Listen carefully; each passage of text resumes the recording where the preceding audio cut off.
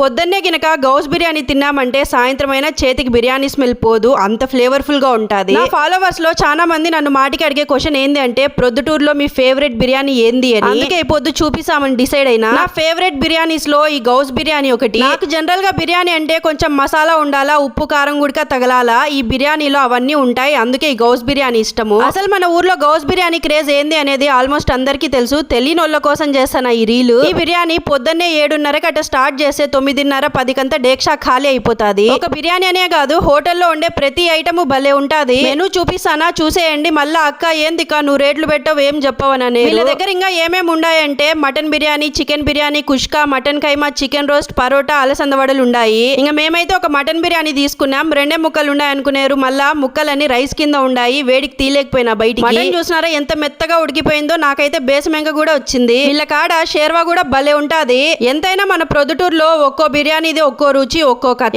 Address వచ్చేసి మన Proddatur 2 town police station సందులో జెండా చెట్టు పక్కనే ఉంటది. లేదా ప్రొద్దుటూరులో గౌస్ బిర్యానీ యాడా అని ఎవరిని అడిగినా చెప్తారు.